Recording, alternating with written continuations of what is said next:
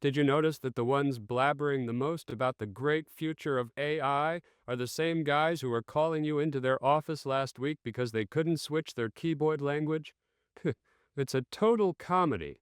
There sits this strategist in his leather chair, taking 3 minutes to find the Save as PDF button, but at night he scrolls his social feed, sees a 15-second clip about how some neural network draws a logo or writes a marketing strategy in 3 seconds, and boom, a short circuit happens in his brain.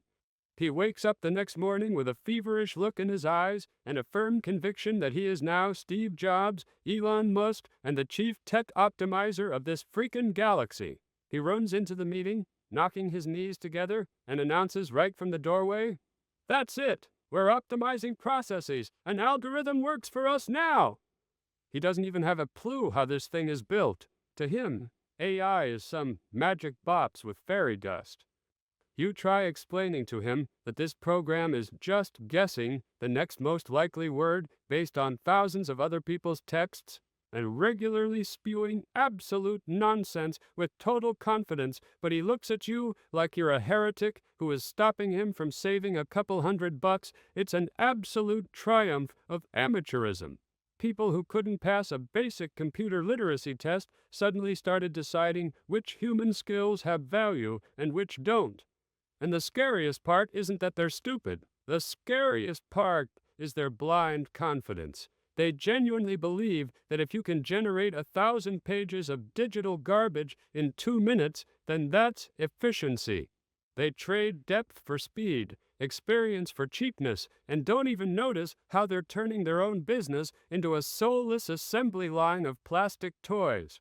And when 6 months down the road, this plastic house starts crumbling because there's no real framework behind that beautifully generated facade, this boss won't admit he just got hooked on a cheap illusion. No, he'll be genuinely surprised why the world around him suddenly stopped working. You know what the main prize is for the fastest horse in the Wild West? That's right, they just hitch it to an even bigger wagon and whip it twice as hard. Welcome to the world of the productivity paradox. You spent months learning a dozen new tools, hooked up neural networks, set up automations, and now you do your daily workload in 3 hours. You're probably sitting there dreaming that they're going to give you a bonus, pat you on the head, and say, "Here's some extra money for being smart and clever. Go take a break." How naive can you be? Your boss sees this completely differently. In his math, the concept of "you did the work more efficiently" doesn't exist. In his math, there is only "you're sitting on your butt for the remaining 5 hours of the workday that I, by the way, am paying you for." Your reward for optimizing processes and saving the company a ton of time isn't money. Your reward is other people's tasks that used to be done by 3 other guys. They just dump twice as much routine on you for the exact same paper bills in your envelope. You built yourself a technological conveyor belt, sped it up 3 times over, and now you're wondering why your arms hurt. Oh, we've fallen into a trap where technological progress stopped freeing up human time and just started devaluing human effort.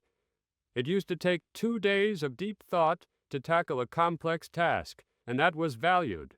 Now they expect it from you in 20 minutes because, well, you just clicked a button on your computer. We created the illusion with our own hands that complex mental labor costs nothing. And now we wonder why we're being driven like hamsters in a wheel that spins faster and faster until we just collapse from exhaustion. Now let's be real. No rose-colored glasses. Why is your manager clinging so desperately to people and so afraid to fully trust algorithms, even though he's about replacing the staff on every corner? It's dead simple. You can't call an algorithm into your office at 9 on a Friday night and give it a public dressing down. You can't make a neural network feel guilty for taking sick leave or asking for a vacation. This whole corporate system relies not on efficiency, but on blind psychological control. A boss needs someone whose fear of losing their job feeds his own sense of power. Try yelling at a server, it won't even answer you, it'll just keep spinning its fans. but looking into the terrified eyes of an employee who knows he has a mortgage and 2 kids, and telling him, well, if you're not happy, there's a line of AIs outside the door, now that's pure nectar for a petty office dictator. And that's the ugliest nuance here.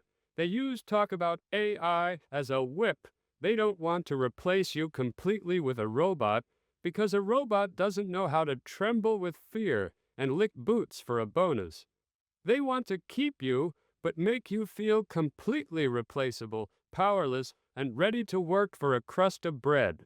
This isn't technological evolution, it's just an updated version of serfdom, where instead of a whip, they use the threat of being erased from the payroll. Do you really think all these new services and corporate productivity-boosting software were created to make your life easier?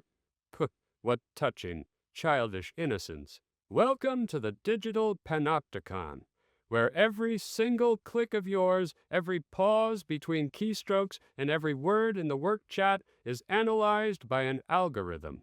Your boss doesn't peek out of his office anymore to check if you're at your desk, and artificial intelligence does it for him, counting the seconds of your activity and building graphs of your company loyalty. The neural network has become the ultimate overseer. It analyzes the tone of your emails, calculates if you stayed in the bathroom too long, and spits out a report to management. Warning! Employee #84 showed a 4% drop in efficiency and expressed hidden frustration in their last comment. You are no longer a human being with your own mood, fatigue, or family issues. You're just a cog in a machine whose condition is monitored 24/7. The most cynical part is that they force you to train these systems yourself. You feed your data, tweak the algorithm's responses, and every day manually tighten the screws on your own digital cage. And in this race for metrics, the most important thing gets wiped out: the human freedom to make mistakes, search for solutions, and simply think.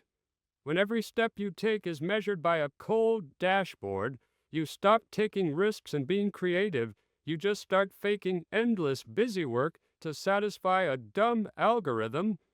We voluntarily agreed to live in a world where an invisible camera hangs over every worker, waiting for the slightest slip-up to write you off before you even realize what you did wrong. Now think about what happens to this game in a few years when the old rules burn down completely. Right now, all these suits are massively turning their backs on juniors. Why take a green newcomer, train him, put up with his mistakes, and pay him a salary when you can unleash a neural network that spits out a pile of code or text in 3 seconds? It's such brilliant savings here and now. But these strategists have the memory of a goldfish. They are completely destroying the institution of mentorship. It used to be that a young specialist went through all that hell, got bumped around, made stupid mistakes under the supervision of experienced folks, and gradually turned into a professional who understands the deep core of the processes. What's happening now?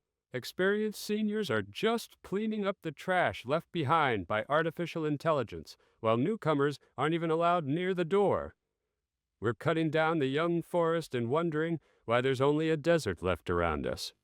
5 years from now, a moment will come when the current generation of experts retires or simply burns out. Who will be left in their place? An army of button mashers who only know how to write prompts, but haven't the foggiest idea how the system works under the hood. When the algorithm makes a deep systemic error and everything collapses, there won't be a single person capable of manually sorting through that pile of digital manure. They slaughtered the goose that laid the golden eggs for a quick bowl of broth.